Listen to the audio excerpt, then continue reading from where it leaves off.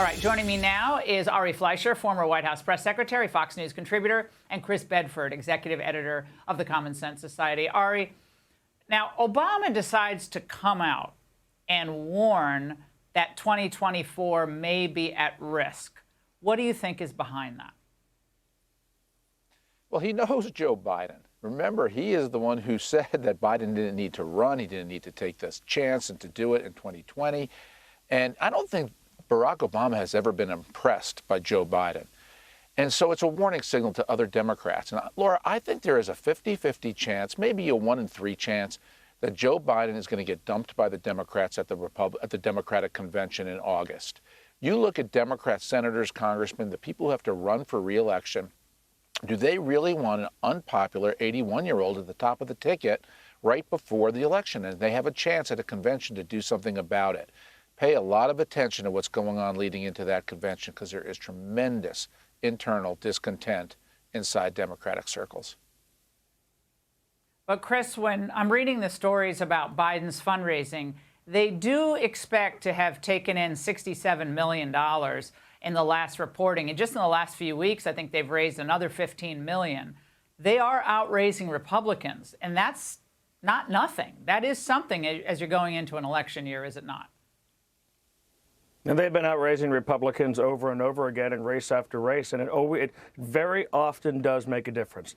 Now, Donald Trump proved that you can be outraised by your opponent and still win, but I think 2016 was really an outlier on that. And that's something that Republicans ought to be worried about here, is that Joe Biden's seeming to show massive collapse at the polls. I think the polls overstate it most of the time, but it seems to be a collapse right now.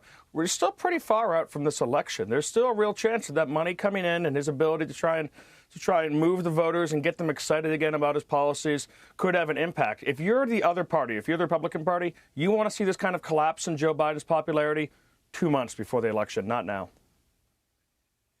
Well, there's some interesting ads that are already popping up, Ari. This one made me howl laughing, and I want people to laugh on a Monday night, so watch. Hey, President Biden, is Obamacare still a thing? Is it still a thing? Yes. Obamacare, the Affordable Care Act, Biden Care, whatever you call it, yes, it is still a thing. We'll keep fighting to protect it. Not just protect it, but expand it, saving millions of dollars for working families. Yeah, it's still a BFD.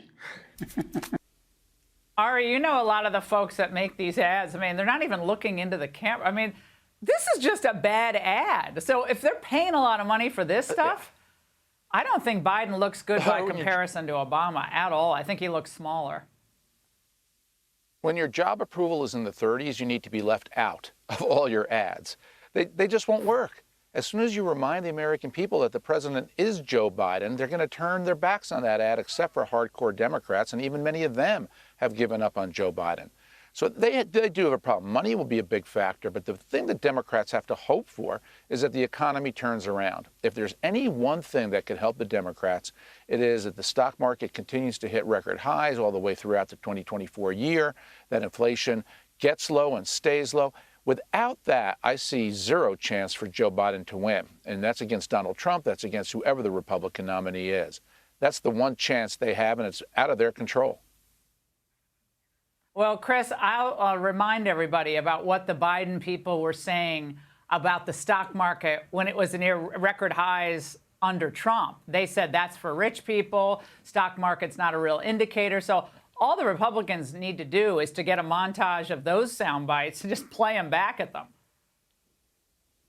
Yeah, that would work. But I mean, also at the end of the day, inflation is what a lot of people really are feeling. I mean, the Biden administration can lie about how success is around the corner in Ukraine. That's something that's difficult to verify by the average voter. Maybe they don't care. They can say the border's secure, which is that lie starting to come apart as illegal immigrants are pouring into blue cities in the north.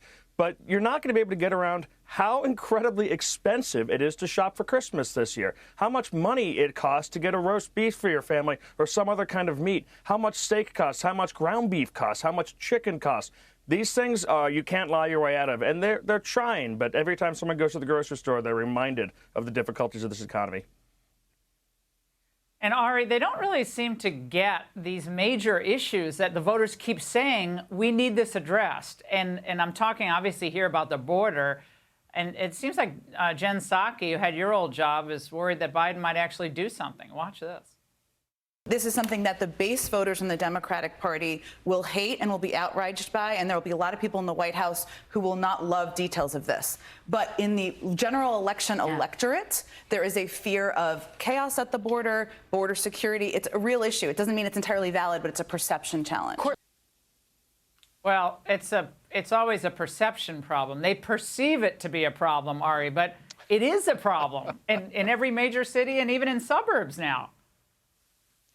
Yeah, and thank goodness for the Republican governors who flew a lot of these people who came up to America illegally to Martha's Vineyard, to New York City, to Chicago, so the rest of the nation would see it, not just Texas and the border states. But, you know, Jen Psaki is right about that. The base of the Democrat Party does not want to reform the system. They want open borders. They want people flooding into America. Most Americans want to live in a nation governed by the rule of law where we allow people in if they're supposed to come in. And we want immigrants, but you got to come here legally. And that's something where I just don't think Joe Biden's going to make the deal.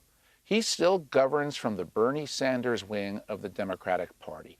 And that's what he's done since day one with the spending blowouts and all the different things that he has done as president. He's always caved to the base of the Democratic Party. He wasn't like that as a senator. He is like that as a president. And that is one of the biggest reasons he's collapsed as president. He is governing from the far left, and it's to his own detriment and to our country's detriment. Chris, I think the images of thousands and thousands of people, many of them working age men, tens of thousands of Chinese coming into the United States, I don't see that that is something that they can, message away or make a slick commercial and make people forget about these images. I don't think it works at all, not on this issue.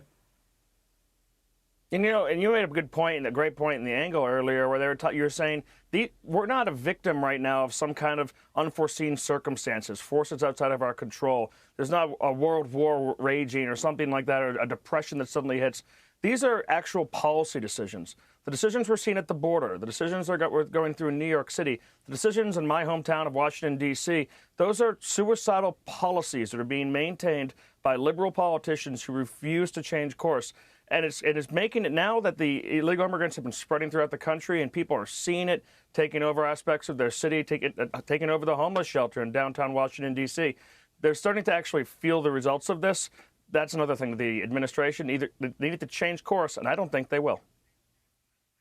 No, this is a fanaticism that it cannot be ignored. Ari, Chris, great to see both of you. Thanks so much. Hey, Sean Hannity here. Hey, click here to subscribe to Fox News YouTube page and catch our hottest interviews and most compelling analysis. You will not get it anywhere else.